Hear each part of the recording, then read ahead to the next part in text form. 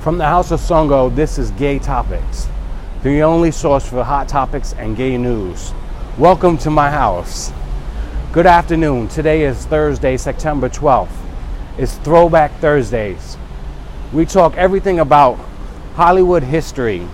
Please drop those comments and emojis below. Thanks for being here. I'm your host, PAPISONGO, the only host to bring you the latest gay and lesbian headlines and breaking news. I had to take refuge underneath the scaffolding because it's raining right now. But here's a brief history of my career as I am considered a throwback. So many of my fans, followers, bloggers, directors, producers, and co-stars all turned their backs on me. They deliberately defamed my brand and reputation for more likes and followers. They purposely discriminated against me from employment while they made just for fans videos on Twitter with each other behind my back and blocked me as I asked to film with them. They were biased towards my likeness and reputation and blacklisted me from furthering my career. By continuing to hate, bully, troll, report, and block me, and having no support to start my own project, they have a team of people helping them succeed. I lost people who I believe were my friends because apparently any association with me, they will be blacklisted. No one was ever told to me what happened, and I went into hiding and a deep depression. There's nothing worse than being stuck inside your head. It's worse than jail.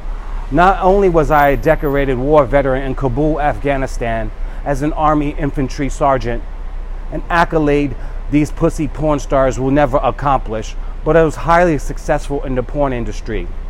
And to have it all taken away from me in the blink of an eye, just for spite, and not tell me why or what happened, is petty and unprofessional, to say the least. I was in the prime of my life. My body was at its most muscular. My face was not wrinkled, and my hair wasn't gray. I was in my 30s, the best years of my life. I won numerous awards and had thousands of followers and made several high-profile movies. Max Soul, the founder of Treasure Island Media, said in an email, "Wow, someone's been hitting the gym real good," after he saw my transformation, but yet never hired me after my repeated requests for work. Treasure Island, with the most ugliest models as fuck that they hire, I knew that he was purposely hating me. PAPISONGO was not only my brand for more than a decade, but it was also my face, body, and personality. Like most models, I use my beauty to get paid. Others include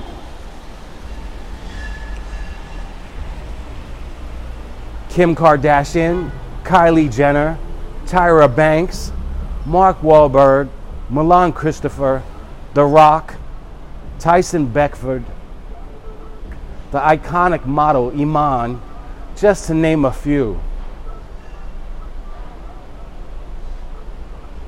They say you should never chew gum on TV because you look like a cow. Spit that bitch out. I've never been disrespectful or rude to anyone to be shunned from the community that I paved the way for them to succeed. I lived and worked as a NASM certified trainer in various gyms to keep my body maintenance intact and to be camera ready. And I never got that call for my new movie. Just to keep my name out there, I would work for free and let others use my image to get paid. In some cases, I even gave my pay to charity. Do you know how conflicted it is when you feel one way and the universe gives you the complete opposite? How can you block someone you never met or spoke to? Do you know what it's like to pursue your dreams only to be called ugly, white, skinny, hairy, bald, old, not jock enough, or Puerto Rican enough? Rejection hurts, especially when there's no reason for it. Not only was I rejected by the industry, but society as well.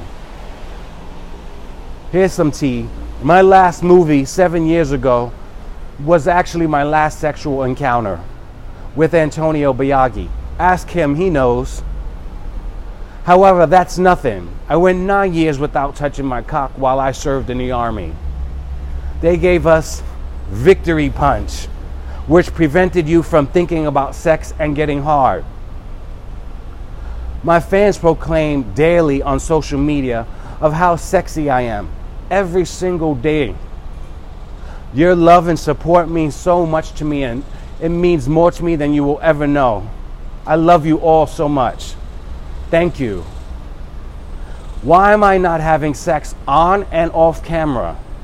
If my body was so beautiful, why can't I show it off without getting reported? Why have I yet to be in a relationship? Why was I denied work as a model in the most degrading job in the world?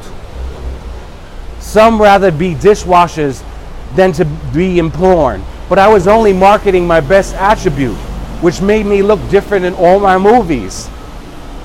That is why most can't find any of them, because I look different in all of them. Why am I a porn star who never had his fantasy come true?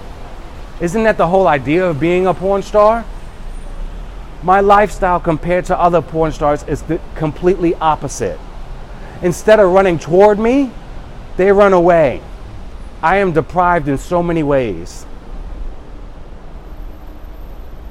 Why would they refuse to hire a model like myself with a fan base, a good resume, several movies, beauty, and a chiseled body, and look nowhere near my actual age of 47? I have never had any work done either. I am confident to this day if I did a movie, it would be huge and bring much revenue and bank to that production company. But instead they choose to hire some ugly fat queen who isn't allowed to show their face and body jiggles with fat as they get fucked on camera. Porn is a fantasy. Why would any actor in a movie not look like a Greek god and have a fat ass and a fat cock? I see you, Rob.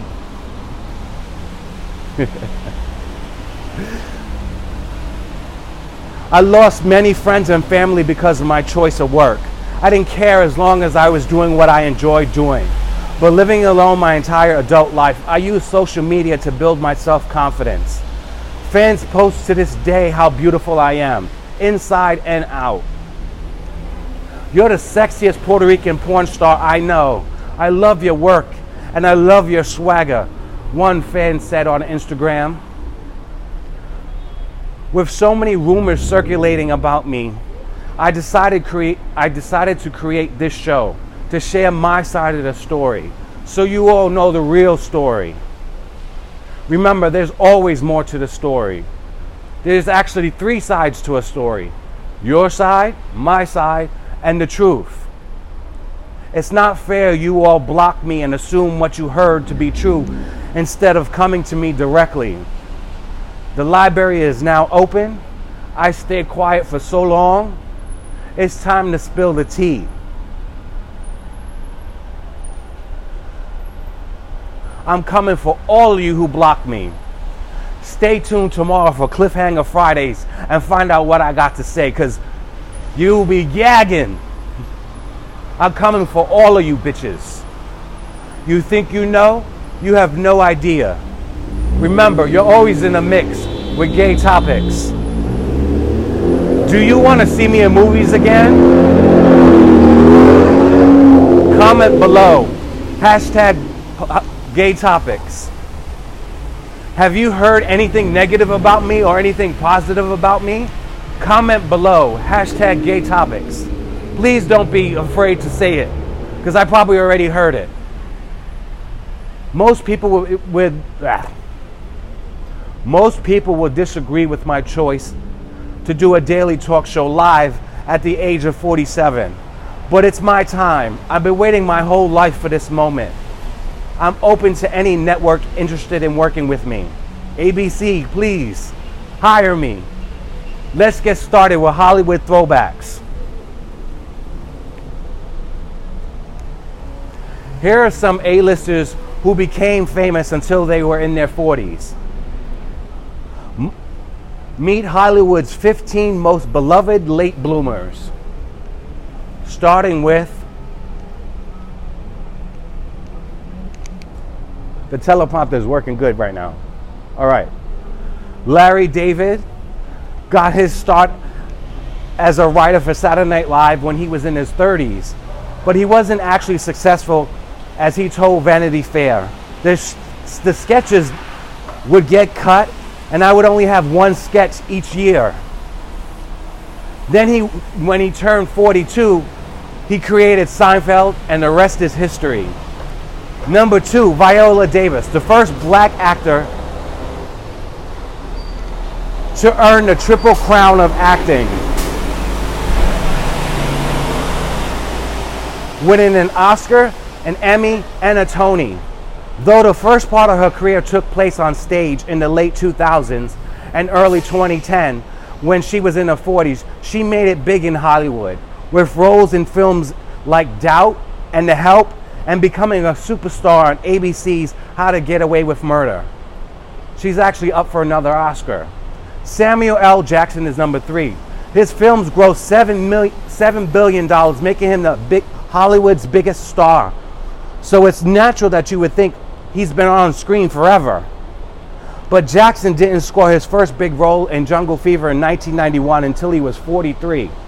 And he didn't secure the most famous role as Jules Winfield in Pulp Fiction when he was actually 46. Number 4, you might know, now it's going too fast. I shouldn't have never said anything.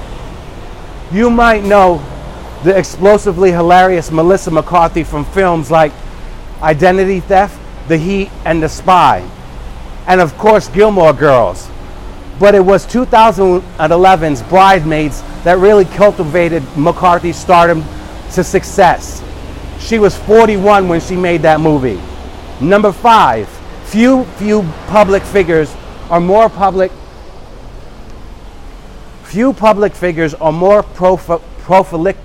than Martha Stewart. In addition to writing more than 24 books and headlining the Martha Stewart Show, which came to an end in 2012 as she publishes in Martha Stewart Living, and stars on the VH1 show Martha and Snoop's Potluck Dinner Party. What's more, she hosted a season of The Apprentice and played a role in an episode of Law & Order, a must-do for all actors in the industry. But all that didn't come until she passed 40. Her big break was in 1982, when she turned 41, publishing her first book. Number 6, Kathy Bates was a major theater actor in the 1970s and 80s, and even picked up a Tony nomination along the way in 1983. But her big Hollywood break didn't come until she was 42. Though when she played a terrifying kidnapper in the 1990 Stephen King adaptation of Misery. That was a good movie. Number 7, yes, it feels like Betty White was blessed with us. That's the thing about traffic, it's so noisy. Yes, it feels like Betty White has blessed us with her biting, witty, comedic chops since before all of us can remember. But the queen of TV didn't get started until she was in her 40s. Before she was on Golden Girls, White earned an Emmy at the age of 53 for her performance as Sue Ellen on the Mary Tyler Moore Show. Number 8, in 1970s, Joy Behar taught English at a high school on Long Island. But in 1997, she was 55 when she joined The View and co-hosted Ever Since. Number 9, Sir Patrick Stewart kicked off his career on the British circuit, but he didn't land his first TV gig as John Paul Luke Goddard in Star Trek The Next Generation until he was 45. Number 10, after minor appearances on the big screen in the early 2000s on The Parkers and Fighting Temptations, Nene Leakes gained national fame at 41 thanks to the reality series The Real Housewives of Atlanta, in which she still stars.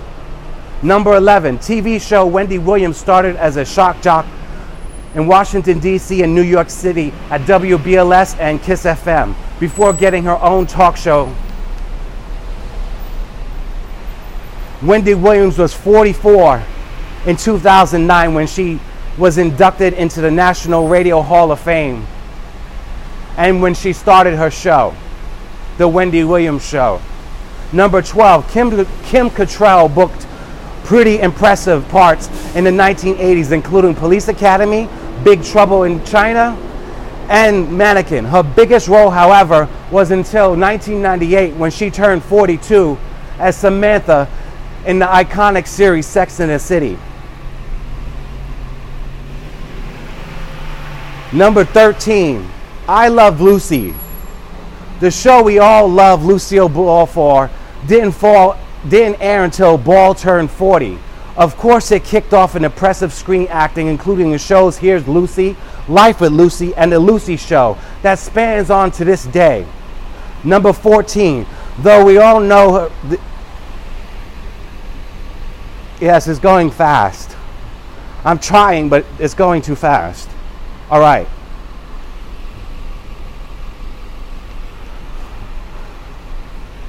Though he was well known in England before American Idol, Simon Cowell gained international fame thanks to his harsh personnel he took as a judge on a reality show when he was actually 43. And finally, number 15, the late Bea Arthur found success on Broadway early in her career, including a Tony-winning role in the 1966 musical Mame. And it wasn't until the 70s when Norman Lear asked her as a guest appearance on All in the Family as Maude. Just as she turned 50 years old, she found her success with her sitcom known as The Golden Girls. Do you think anyone can actually be successful and starting out in their 40s? Comment below, #Gaytopix.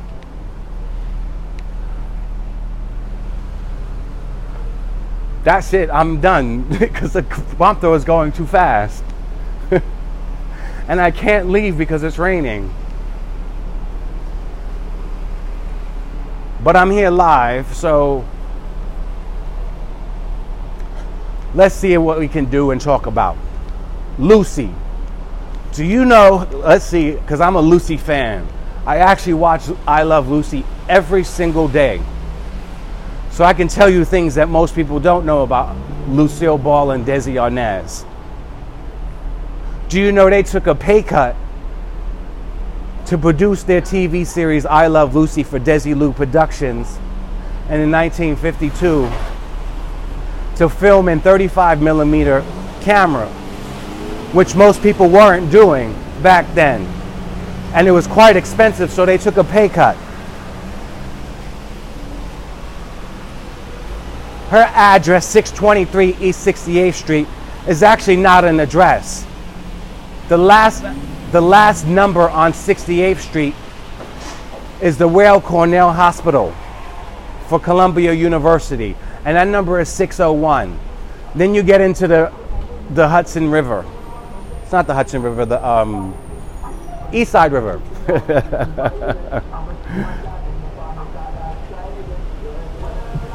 Lucy and Ethel were at odds with each other the entire show. Ethel was also at odds with Fred Mertz because Fred was 20 times her age and she didn't want to take on the role. But you would never know that when you watch the chemistry between them. But Lucy wanted to be the star, so she ordered Ethel to actually gain weight so she won't be outsized Lucy's size 12. Size 12 was actually the norm back then in Hollywood. Yes, Marilyn Monroe was a size 12. Jane Mansfield was a size 12. Joan Crawford was a size 12. I can go on and on. That was the norm back then.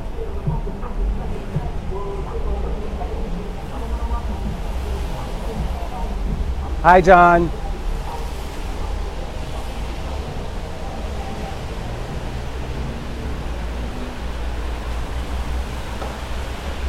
Desi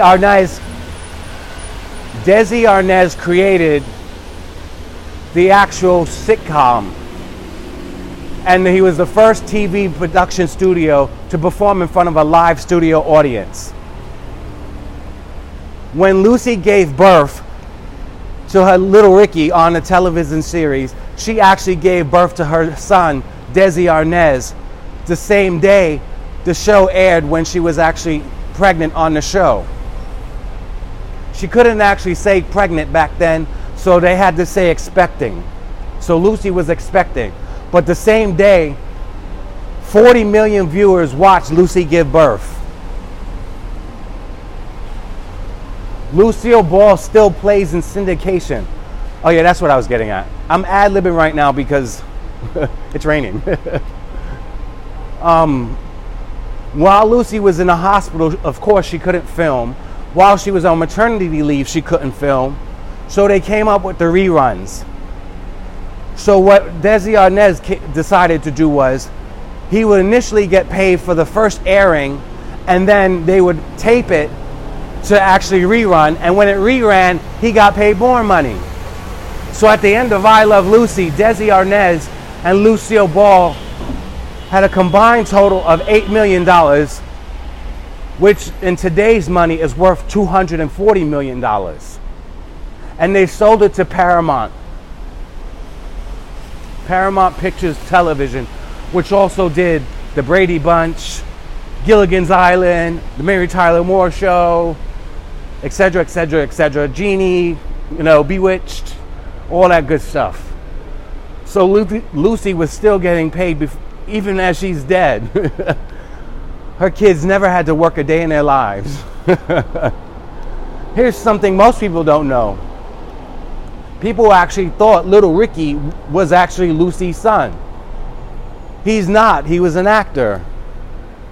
His name was Theodore something. It was hard to pronounce. Huxtable. I want to say Huxtable, but it's not. That's the Cosby Show. But it's Huxtable or something like that. But his name is Theodore. And they rigorously put him through a training process to get him to play the drums and rehearse his lines.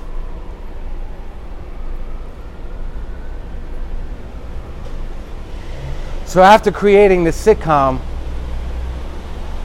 Lucille Ball, I don't know if you remember it, but when they raised chickens in their new house, Lucy and Ethel were hiding eggs from Ricky, and then they had to practice the tango for the PTA show. After they rehearsed, Ricky didn't know that the eggs were hiding in Lucy's stomach in her shirt. So at the end, when they actually came together to kiss, all the eggs broke, and Lucy had egg splatter all over her and yolk all over her. As did Ethel when Fred slammed the door in her butt. That scene, to this day, had the most laughter in television history. People laughed for a total of 5 minutes. 5 minutes. That's more than a standing ovation. When it reran, though, they had to cut it because for the time slots. But that's actually known fact that she has the longest running laughter in television history. I actually think Lucy is very funny. There's something about her whole thing with, the 50s and things like that. I'm a huge Lucy fan.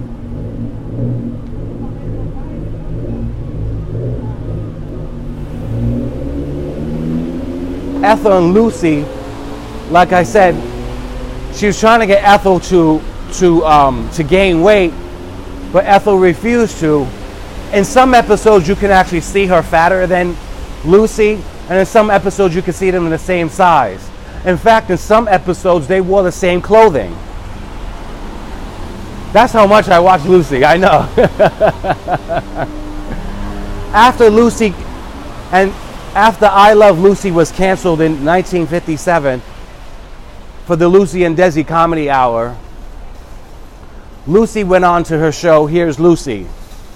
Or was it The Lucy Show? The Lucy Show, which Vivian Vance, who was Ethel, guest starred almost, about 6 or 7 episodes.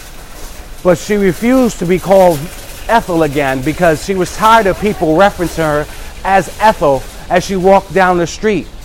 So in Here's Lucy, her name is actually Vivian. In fact, most of the actors in Here's Lucy use their real names.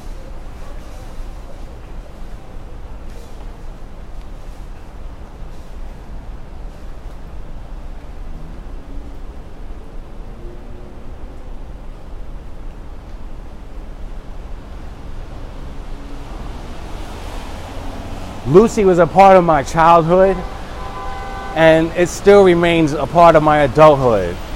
I can't stop watching it.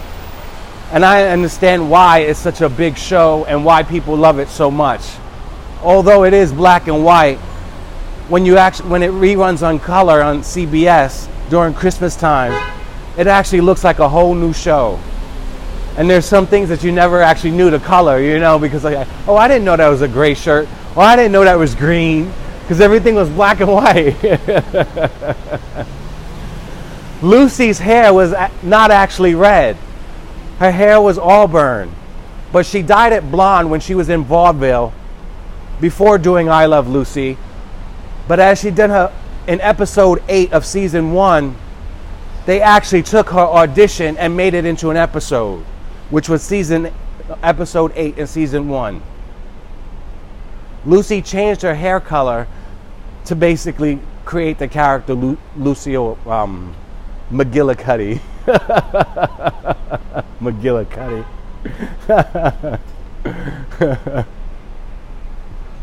She still has the longest running syndicated talk show.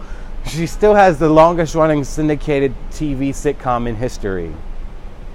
In over 30 countries, it still reruns.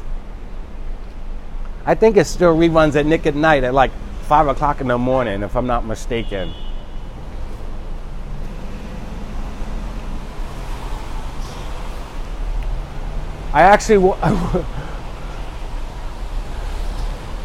My favorite Lucy episode is when Lucy and Ricky were coming home from their trip from Europe, and Lucy thought babies travel for free on an international flight. So she wanted to take a cheese home to her mother, a 25-pound cheese, so she dressed it as a baby. So on the plane, she was actually feeding it and burping it and talking to it. And the lady sitting next to her thought it was a real baby, as did the flight attendant and pilot. But at the end, of course, like she threw it, she put all the cheese in the band's instruments so she wouldn't have to pay for the cheese. Back then, a trip to Europe was only $200 round trip. That's amazing, right? Also back then, to get Ricky onto his star power and star level status as a movie star, his agent wanted him to move into a Park Avenue penthouse apartment. So Lucy went to actually look and visit at a Park Avenue penthouse apartment. Today, a Park Avenue penthouse apartment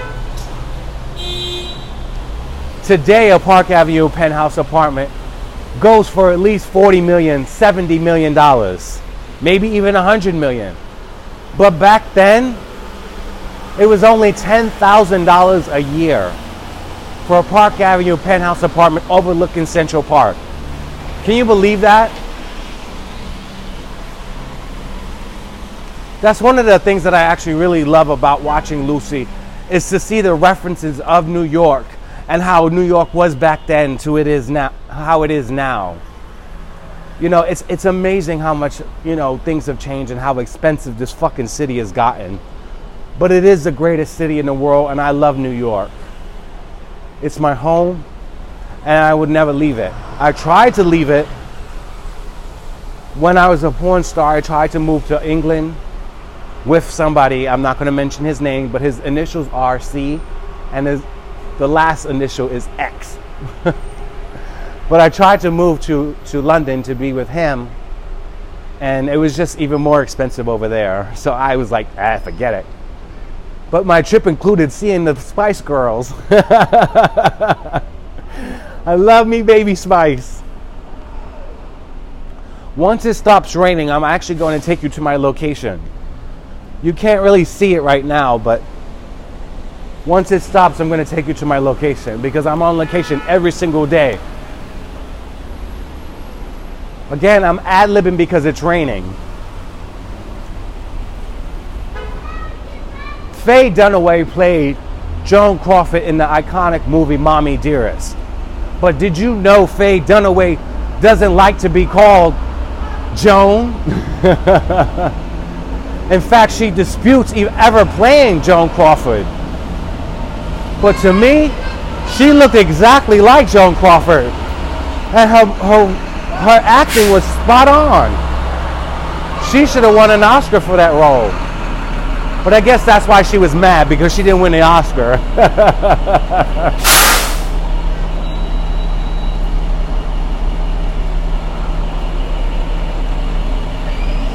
When this truck moves, I'm going to talk.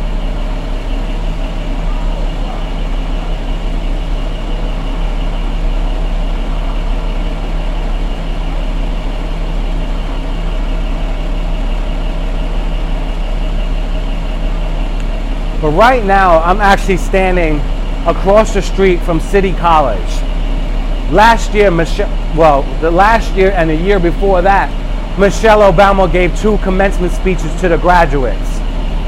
Although it is a CUNY school and frowned upon because of a CUNY status,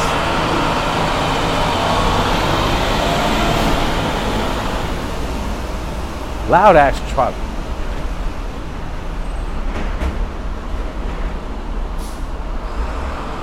I just said hi to you, John.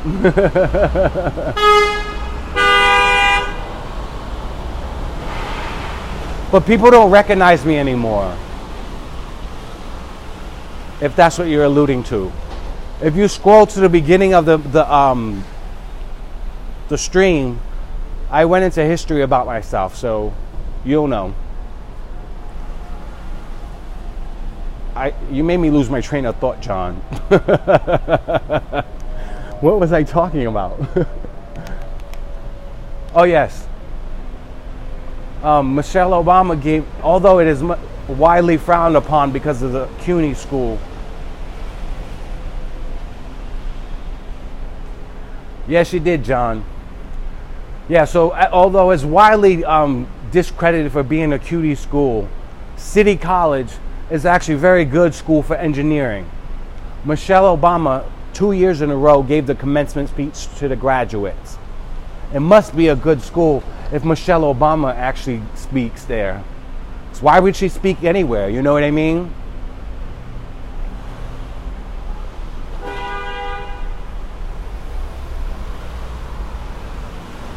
I was going to take you on a tour of that, but I'm actually, I was going to take you on a tour to show you the,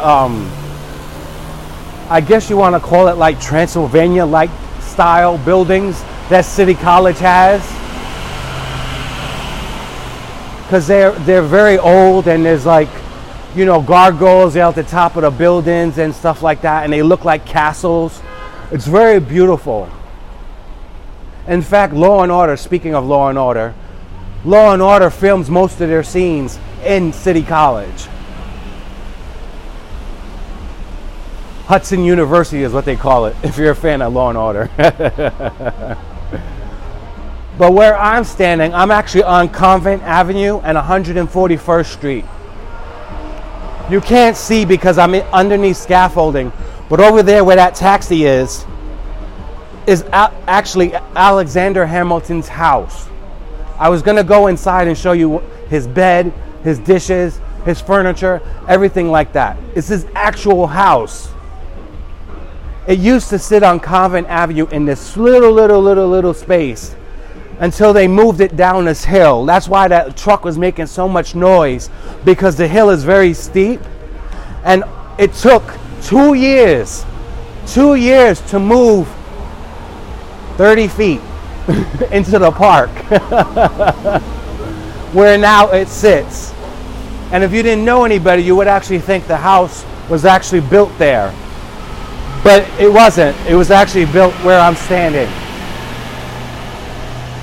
Alexander Hamilton was also a known racist who had slaves and everything like that, but he created money, so there was no, like, you know, bigotry or anything against him, I guess, because his statue still stands. They took away Christopher Columbus' statue, but his statue still stands. His house still stands.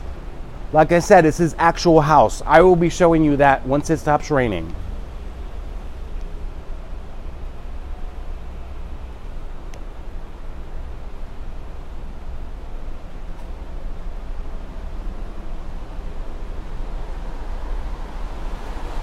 I'm also standing on Hamilton Terrace.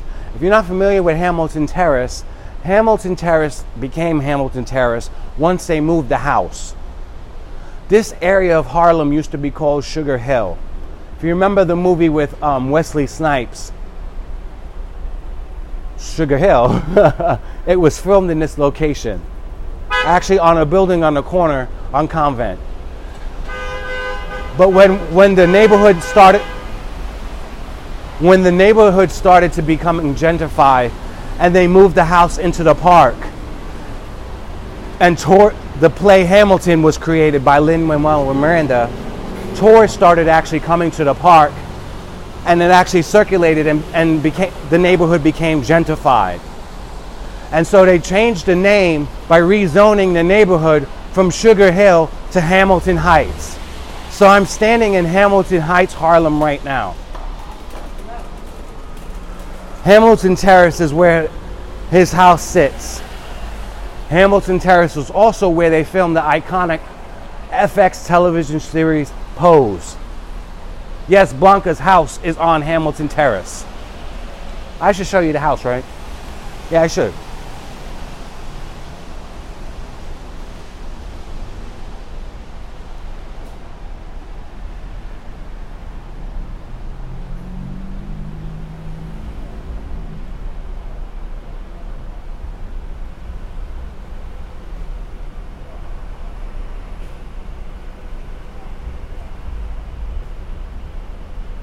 I need a time. John, tell me what time it is.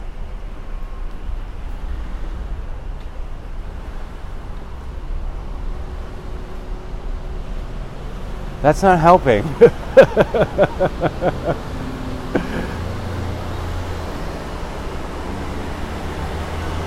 All right.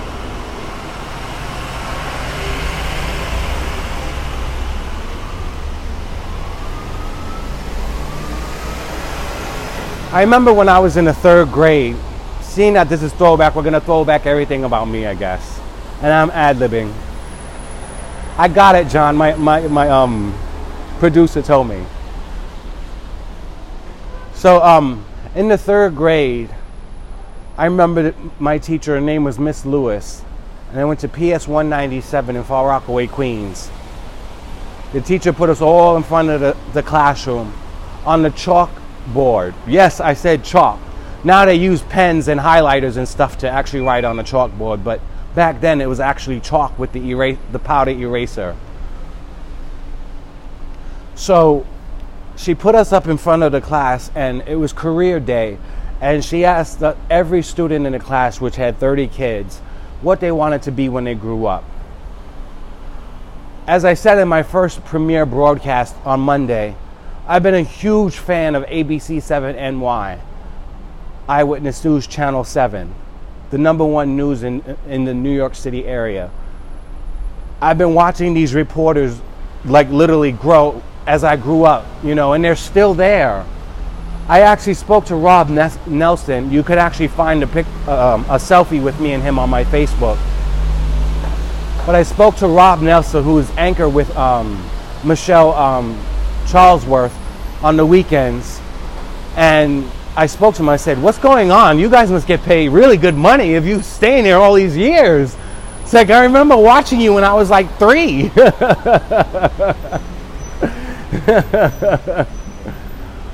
But I'm alluding to something. The reason why I'm mentioning that is when Miss Lewis put us in front of the class, and she asked us one simple question.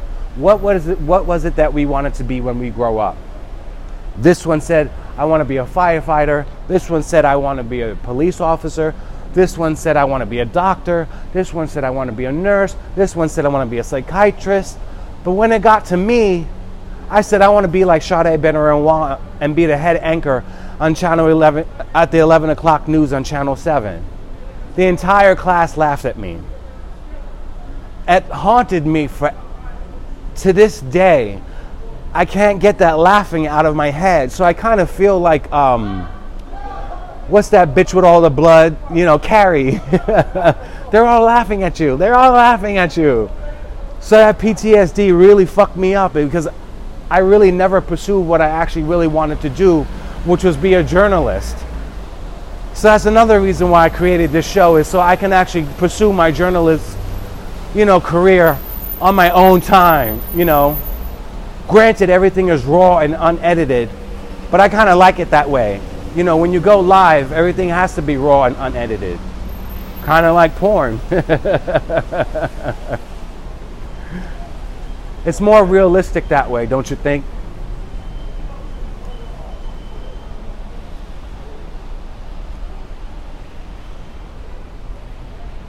How about Susan Lucci? Oh, wait.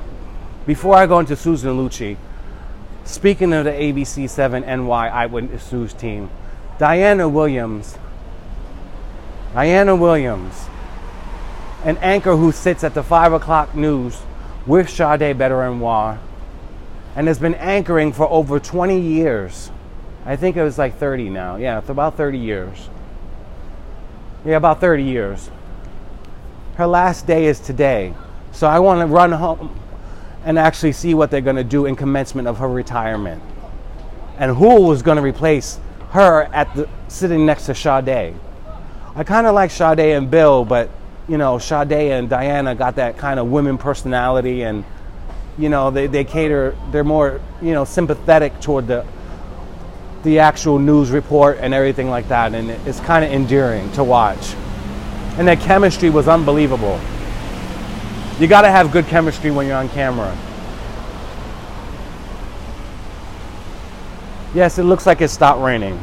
But yes, I was going to talk about Susan Lucci. Susan Lucci became the highest paid soap opera actress in history for her role as the iconic Erica Kane in the soap opera All My Children. I'm going to tell you, when I started watching, I remember she had a plane crash or something for her cosmetics company. Her plane crashed. Everyone died on board except her. She was trapped, but when she got out, she didn't have a scratch on her. It's like, what the hell?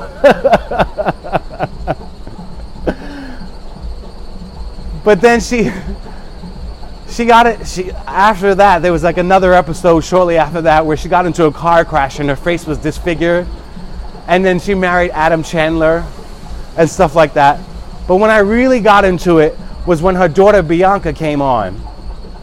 And Bianca was raped by the same man who raped her.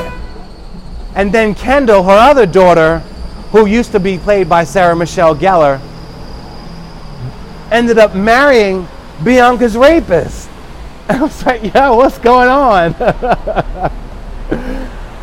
But Erica didn't like the fact that Bianca was gay and that she was going to have a baby from a rapist. So Erica basically disowned her daughter, and Bianca was forced to go into hiding with her best friend Babe, who was also pregnant. A hurricane came and they got stuck in a cabin in the woods. Babe's baby was stillborn, while Bianca's baby came out. But once she gave birth, I love this story. Once she gave birth, Babe stole her baby and told Bianca her baby died. Can you believe somebody like that? I mean, as a mother, I don't know, you would know your child, you know what I mean? You remember in The Color Purple when Celie was in the store and she saw the baby, she knew that was her baby, you know what I mean? So it's like, you know your baby when you see your baby. So I knew Bianca was like, this is my kid, I'm gonna fuck this bitch up. So in order to hide her pregnancy and stuff like that, her sister Kendall wore a fake baby bump. So everybody thought Kendall was pregnant instead of Bianca because Bianca was in hiding. But Kendall actually went and pursued legal action against, Bianca's rapist. And while in court, Greenlee threw some nasty shade. Remember Greenlee? She threw some nasty shade and ripped off Kendall's dress to expose her baby bump, so everybody knew in court that she wasn't pregnant. That was my favorite episode. It's like, yo, shit, that shit is hot. So she actually had to give up Bianca being pregnant. And then that's when Erica found out, and then Erica fell in love with her daughter again, and so forth and so on.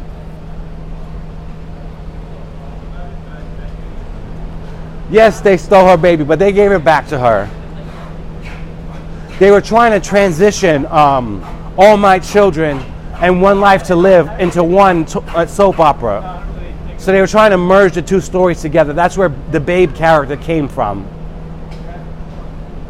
But then, you know, the writers of All My Children went on their own tangent and created this whole storyline about Bianca.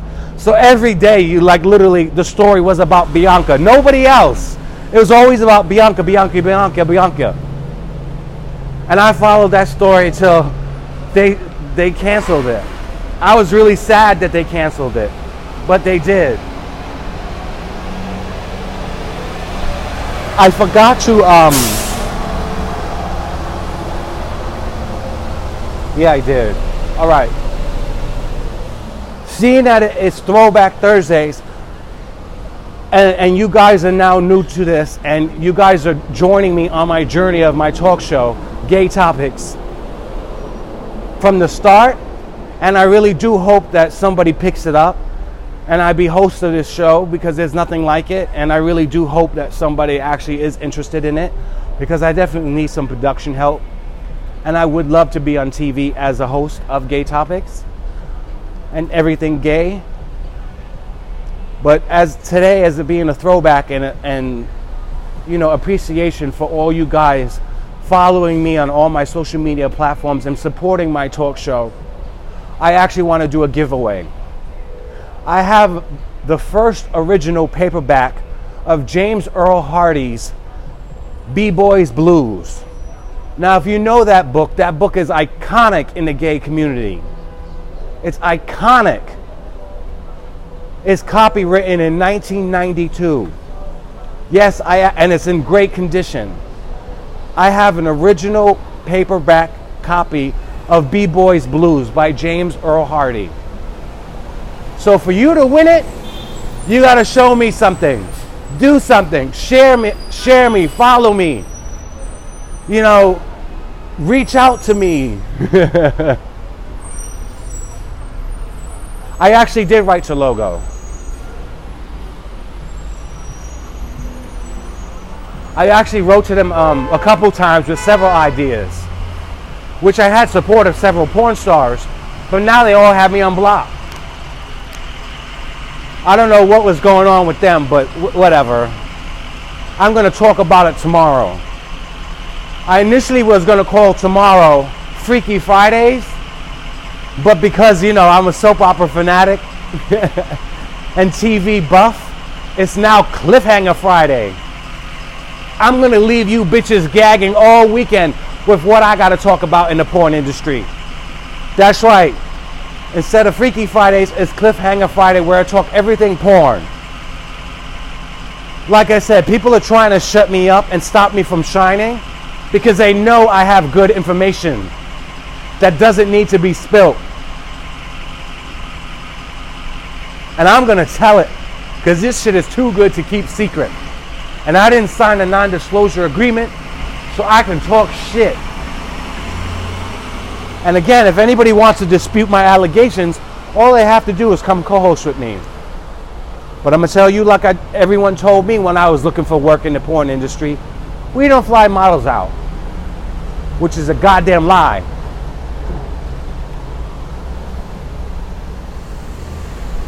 It looks like it stopped raining.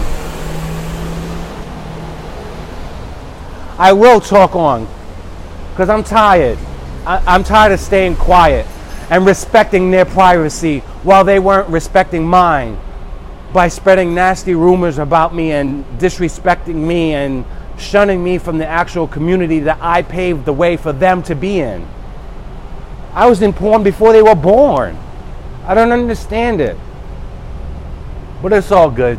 I'm going to talk all porn all day tomorrow on Cliffhanger Fridays.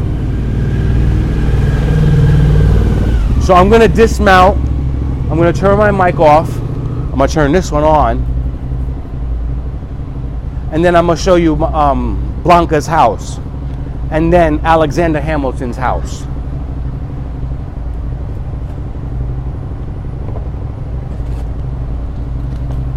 You can still hear me, right?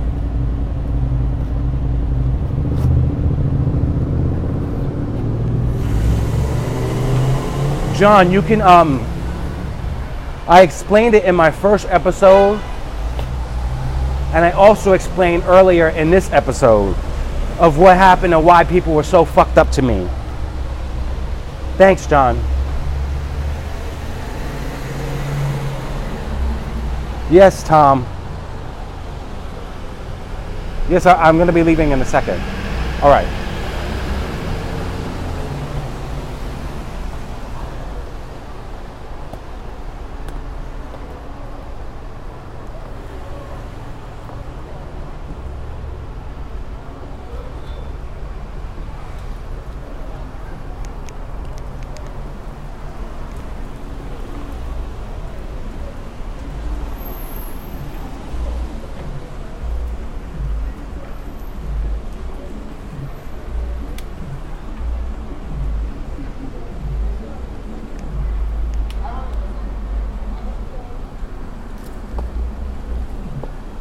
See, that's why I actually like the unedited version, because you actually see what goes on and how difficult it is to be normal when everything is supposed to be live and stay scripted.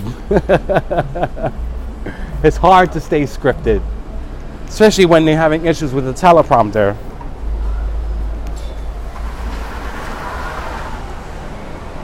I'm getting used to it though. My production team, the IAB, the Industry Analysis Bureau, or IAB, is working on it. So as I continue to grow, you guys continue to grow with me.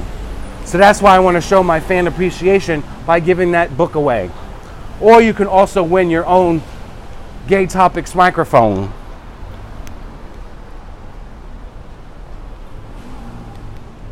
All you have to do is share my status, share my videos, comment, do all that. Damn, you so sexy. I didn't look that good underneath that scaffolding. Okay. I'm gonna turn the camera around, okay?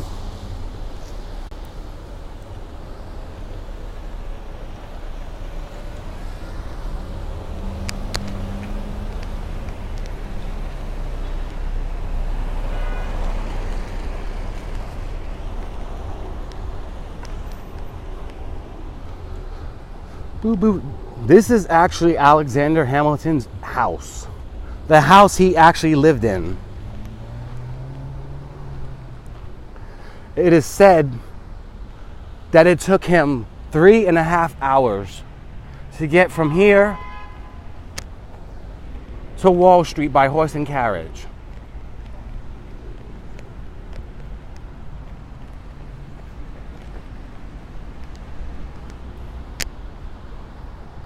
My dog takes a shit on the lawn every day. It's a beautiful lawn.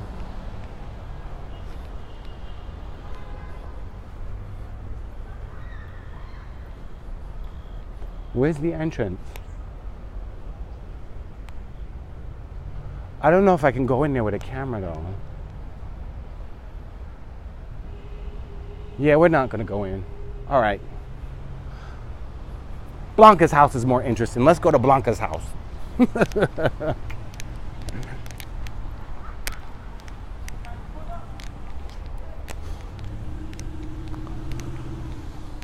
It's only a few feet away.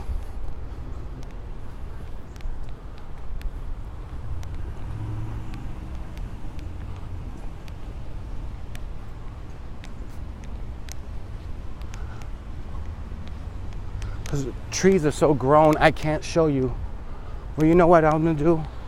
Seeing that it's right there too.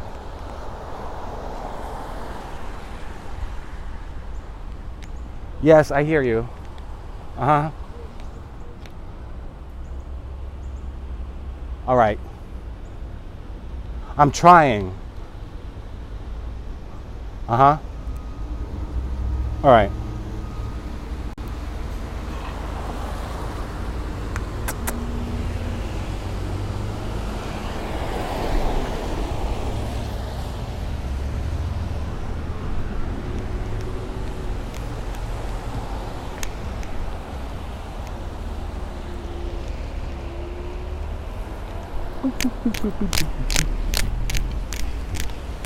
You know, it's kind of funny. It's like, how are you a New Yorker and don't jaywalk?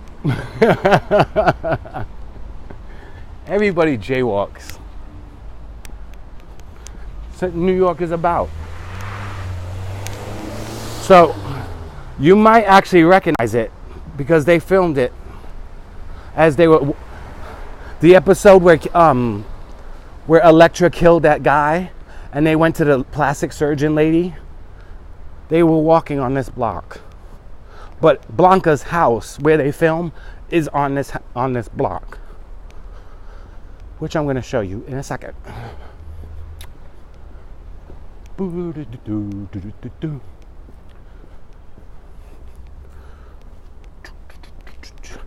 Looks familiar, right?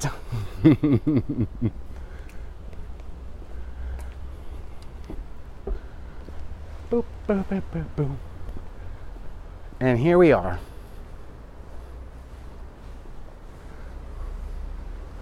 No one lives here because they use it for filming.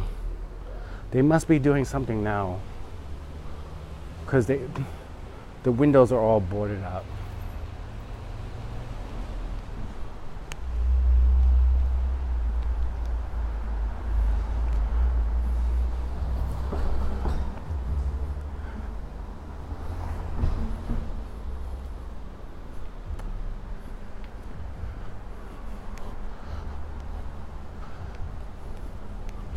As I said, after I normally do my gay topics, I do sound off and ask Poppy, where you sound off on what I said, and then you ask me any questions you want.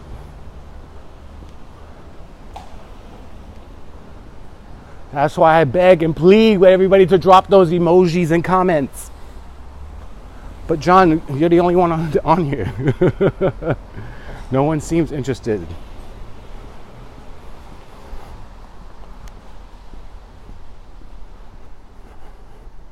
I want to show you this house. It's beautiful.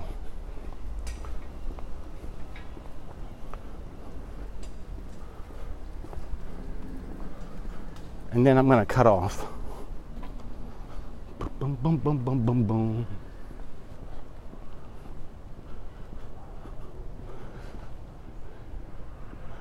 I don't know who lives here, but this house is immaculate. It's a mansion. You know how white people are. They never they don't have shades or anything. Well, they do now, but they never did before. I'm going to show you in a second.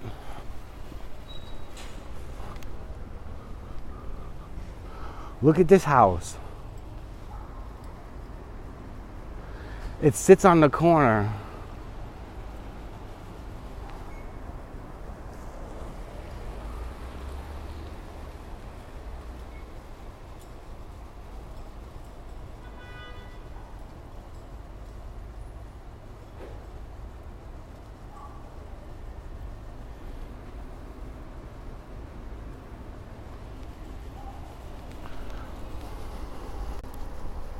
Yeah, I had to show you the house. It's my favorite house. On the same street where Blanca lives.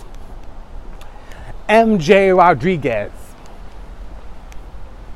I wonder what her actual name is.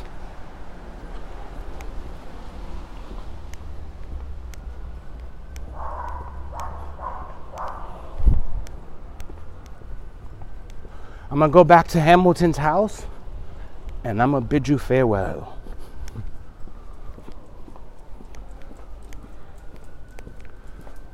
Because my producer's telling me it's been about 52 minutes now.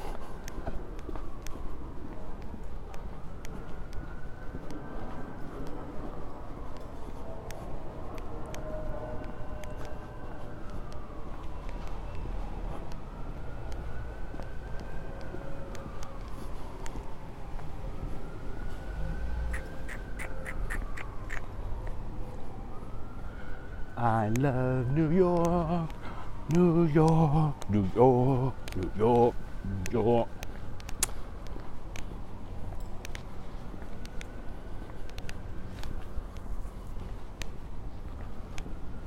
It's so quiet, right?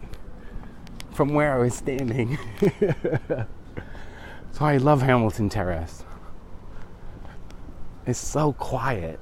You don't even feel like you're in New York because it's so quiet. Shh. Be very, very quiet. I'm hunting rabbits. Rabbits.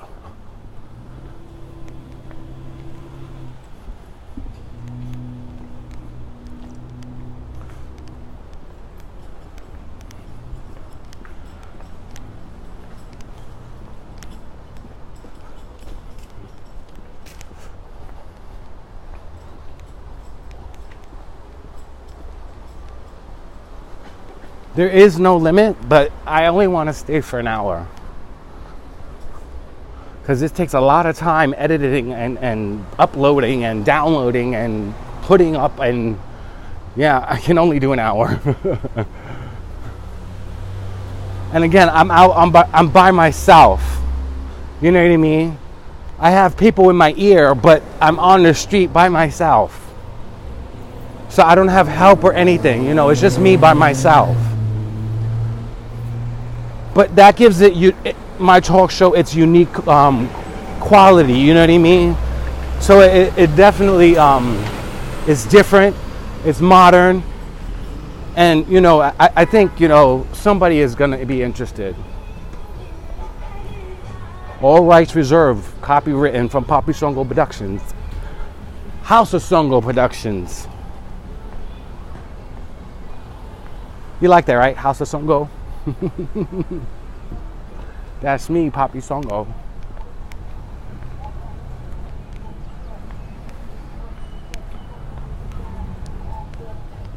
I had an idea, which I'll talk about tomorrow, because it's porn, so I'll talk about it tomorrow. But I had an idea with several porn stars that were interested, and we were going back and forth and everything like that. Everything was fine, but the day we were supposed to start filming, no one showed up. And then, of course, when I start asking questions, I get blocked and I'm ignored and all this good shit. I'll talk about it later. I don't want to give them all my energy, you know what I mean? You should never give negative people your energy. I learned that the hard way.